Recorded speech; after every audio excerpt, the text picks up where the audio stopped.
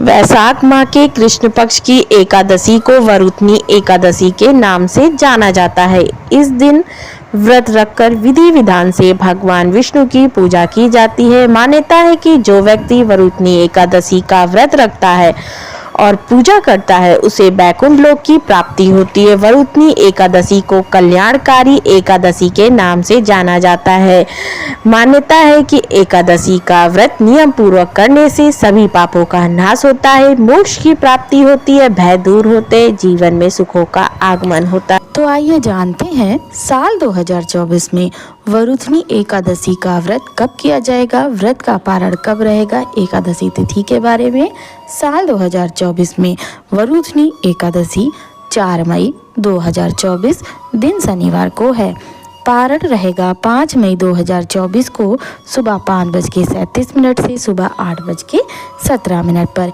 एकादशी तिथि का प्रारंभ होगा 3 मई 2024 को रात्रि 11:24 पर और एकादशी तिथि की समाप्ति होगी 4 मई 2024 को रात्रि 8:38 पर। व्रत की विधि पुराणों के अनुसार दशमी तिथि को शाम को सूर्यास्त के बाद भोजन नहीं करना चाहिए और रात्रि में भगवान का ध्यान करते हुए सोए।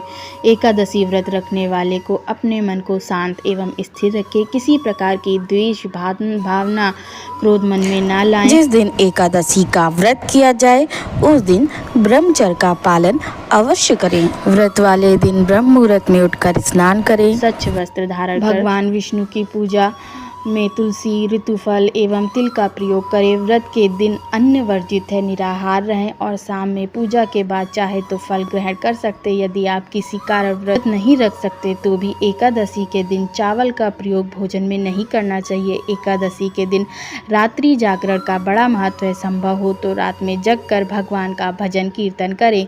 एकादशी के दिन विष्णु सहस्त्र नाम का पाठ करने से भगवान विष्णु की विशेष कृपा प्राप्त होती है। अगले दिन द्वादशी तिथि को ब्राह्मण को भोजन कराने के बाद स्वयं भोजन करें। वरुथनी एकादशी व्रत की कथा। अर्जुन ने कहा, हे प्रभु, वैशाख माह के कृष्ण पक्ष की एकादशी का क्या नाम है तथा उसका क्या विधान है और उससे किस फल की प्राप्ति होती है, कृपया पूर्वक विस्तार में बताएं। अर्जुन की बात सुन श्री कृष्ण ने कहा, हे अर्जुन, वैशाख मास के कृष्ण पक्ष की एकादशी का नाम वरुथनी एकादशी है। यह सौभाग्य प्रदान करने वाली एकादशी है। इसका उपवास करने से प्राणी के समस्त पाप नष्ट हो जाते हैं। यदि इस उपवास को दुखी सधवा स्त्री करती है तो उसे सौभाग्य की प्राप्ति होती है। वरुथनी एकादशी के प्रभाव से ही राजा माधांता को स्वर्ग की प्राप्ति हुई थी। इस प्रकार धुंधुमार आदि भी स्वर्ग को गए थे। वरुथनी एकादशी उपवास का फल 10 सहस्त्र वर्ष तपस्या करने के फल के समान है।